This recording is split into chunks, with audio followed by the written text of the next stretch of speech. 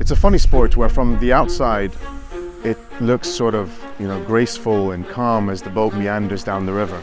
But inside the boat, it's absolute chaos and anarchy and pain. It's beautiful.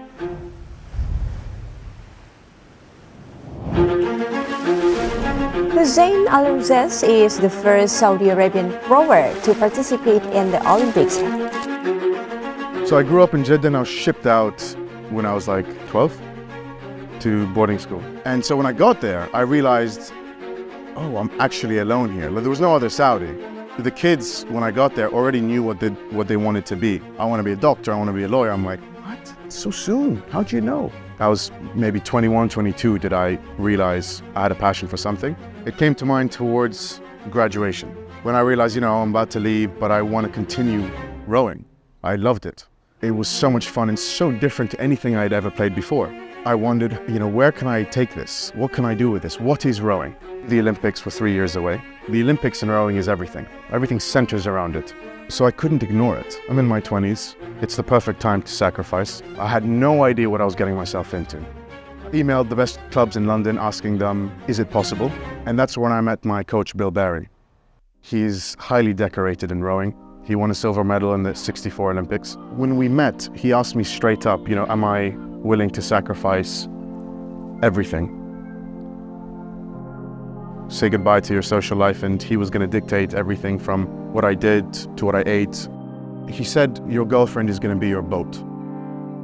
The run-up to Tokyo was the single most stressful and anxiety-filled period of my life by far.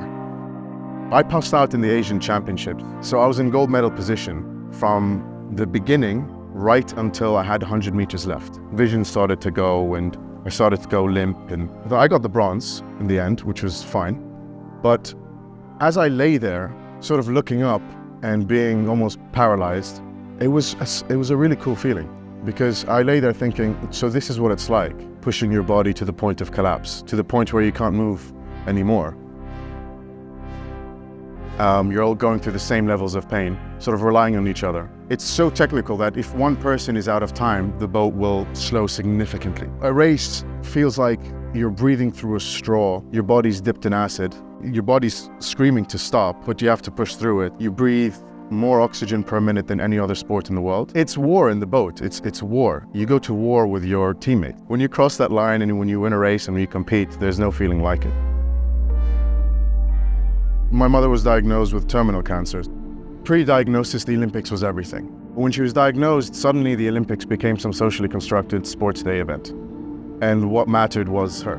When she passed away, the pain was unlike anything I've ever experienced before. A part of me died with her because only she had the keys of that part of me. She's a truly remarkable woman. I'm still learning from her today. Things she would tell me before and I'll just brush it up, yeah, sure. But today, as I mature, that's what she meant.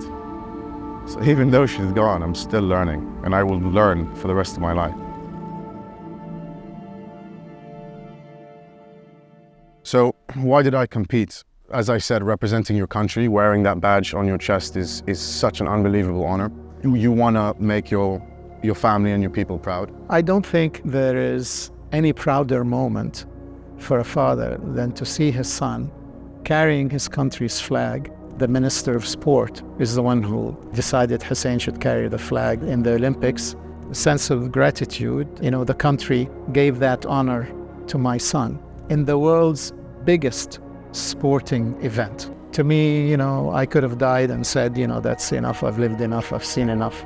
It made no sense at that moment walking out. It was just something, just surreal. But it felt right at the same time. By far the best moment of my life. In Lausanne at the Olympics Museum thought it was amazing. His story was inspirational.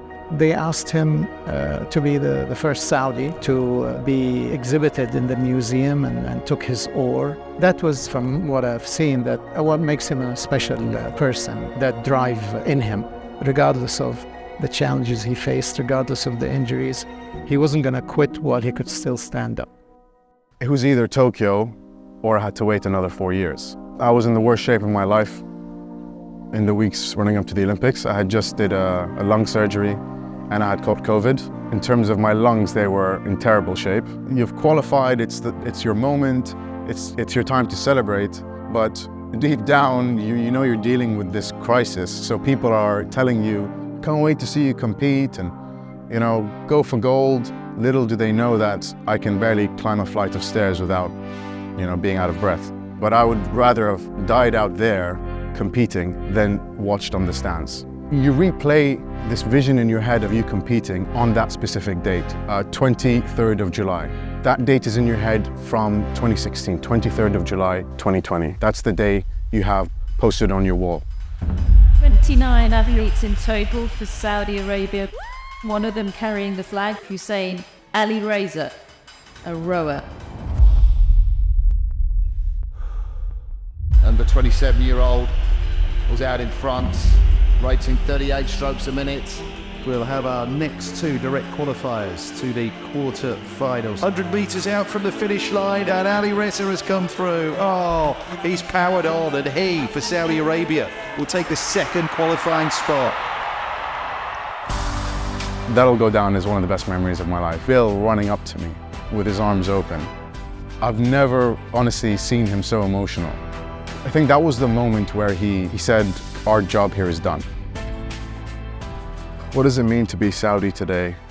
I think honest and authentic. Those are the attributes I respect most in someone who's just true to themselves, not trying to be someone else. The most rewarding thing for me, to inspire people to move, whether that's competitively or just to live a more active lifestyle. People would come up to me and ask me, how do I get started? And people all shapes and sizes.